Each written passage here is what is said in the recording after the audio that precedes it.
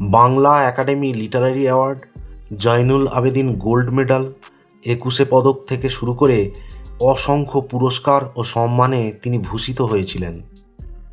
কবি আল মাহমুদের মতে রবি ঠাকুর এবং নজরুলের পর যেখানে প্রায় বাংলা সাহিত্যের সমাপ্তি ঘটেছিল, সেখানে হুমায়ুন আহমেদের মাধ্যমে শুরু হয়েছিল আর একটি নতুন অধ্যায়। নোবেলজয়ী অর্থনীতিবিদ মুহম্মদ ইউনুস সাহেব তাকে সামগ্রিকভাবে মূল্যায়ন করে বলেছিলেন, ঠাকুর ও নজরুলের সময়ের পর থেকে সাহিত্যে হুমায়ুনের কাজগুলি সবচেয়ে গভীর এবং সবচেয়ে ফলপ্রসূ।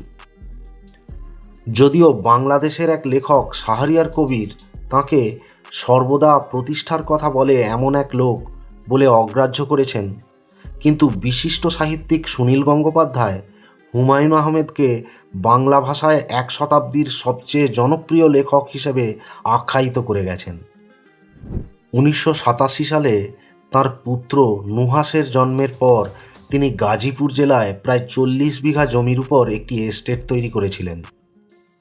পরে সেই তালুকের নাম রাখেন নুহাসপল্লী, যেখানে জীবিত থাকা অবস্থায় তিনি সবচেয়ে বেশি সময় অতিবাহিত করেছিলেন। পরবর্তীকালে তাঁর পুত্র নুহাসও একজন লেখক এবং চিত্র পরিচালক হয়ে ওঠেন। 2004 সালের 6 জুন গুলতেকিনকে ডিভোর্স দিয়ে হুমায়ুন অভিনেত্রী মেহের আফরোজ শাওনকে বিবাহ করলে তাঁদের 2টি পুত্র সন্তানের পর লীলাবতী নামে একটি কন্যা সন্তান জন্মায়। কিন্তু দুর্ভাগ্যের বিষয়, তার নিওনেটাল ডেথ অর্থাৎ জন্মের প্রথম 28 দিনের মধ্যেই মৃত্যু হয়। নুহাসপল্লীর একটি সরোবর লীলাবতীর নামে নামকরণ করেন হুমায়ুন। পরে তিনি বেশ কিছু দুষ্প্রাপ্য ঔষধি গুণসম্পন্ন এবং ফলের গাছ লাগানোর ব্যবস্থা করেছিলেন নুহাসপল্লীতে।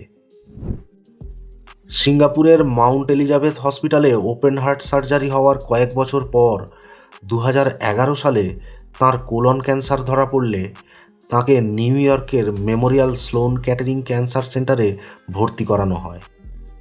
এরই মধ্যে দৈনিক পত্রিকা প্রথম আলোতে তাঁর উপন্যাস দেয়ালের 2টি অধ্যায় প্রকাশিত হলে তৃতীয় দিনে 2012 সালের 11ই মে বাংলাদেশের অ্যাটর্নি জেনারেল মেহবুবে আলম তাঁর লেখায় শেখ রাসেলকে হত্যার ঐতিহাসিক ঘটনার একটি বিশদ বিবরণের বিষয়ে হাইকোর্টের দৃষ্টি আকর্ষণ করেন।